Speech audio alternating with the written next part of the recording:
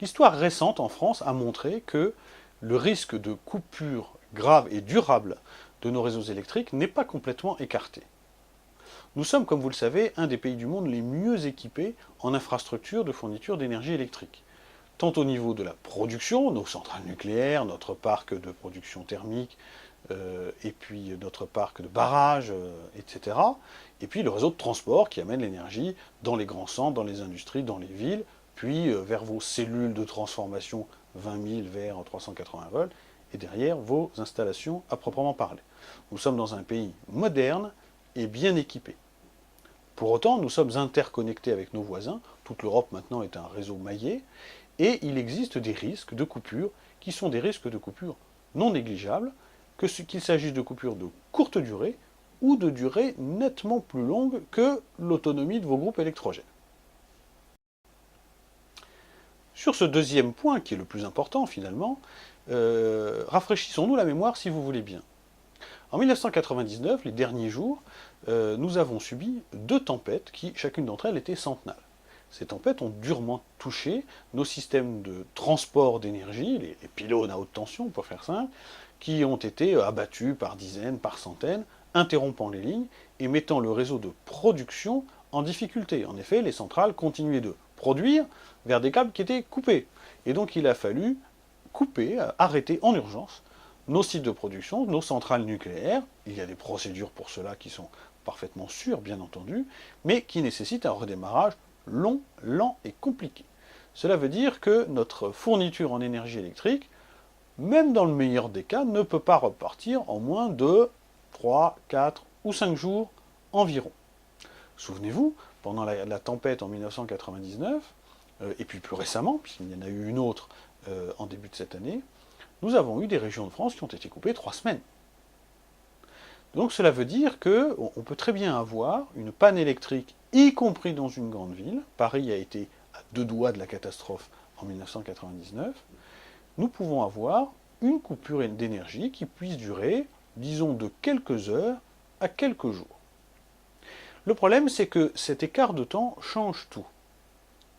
Dans l'essentiel de vos entreprises, sur vos installations informatiques notamment, vous avez mis en place des systèmes de secours, onduleurs, parcs batteries, systèmes d'extinction, et puis surtout des groupes électrogènes qui permettent d'alimenter en continu vos systèmes critiques, la téléphonie, les systèmes de télécom, etc.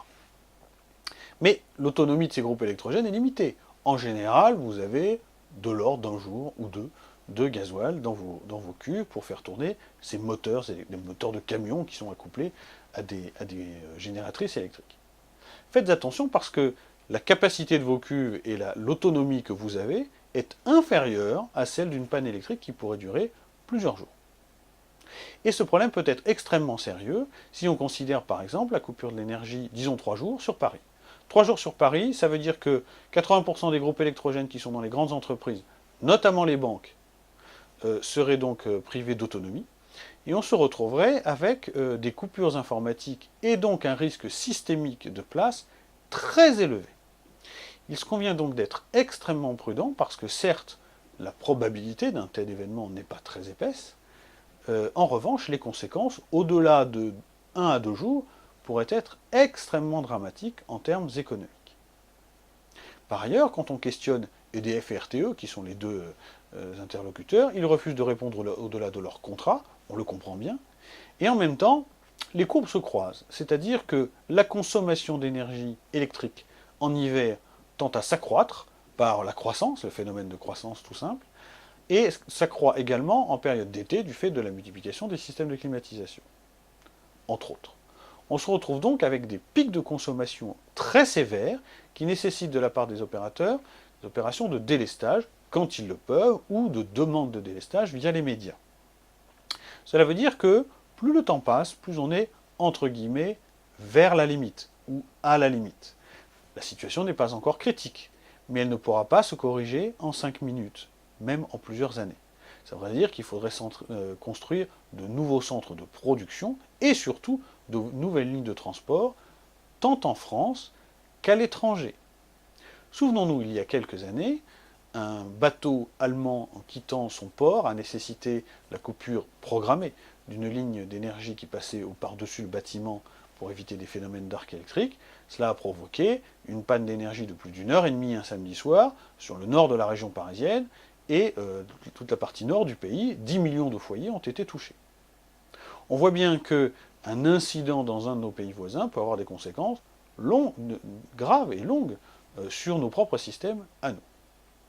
Je vous recommande donc d'être un petit peu vigilant, de questionner votre fournisseur électrique, EDF et RTE si c'est eux, ou votre fournisseur privé, puisque maintenant la concurrence est ouverte, et leur poser vraiment la question, en cas de panne sévère de type tempête 1999, en combien de temps l'énergie sera-t-elle rétablie? Vraisemblablement, ils ne pourront pas vous répondre, on peut le comprendre, mais là, cela veut dire aussi que vous devez vous-même donc envisager ce type de situation, et donc prévoir une panne qui pourrait durer longtemps.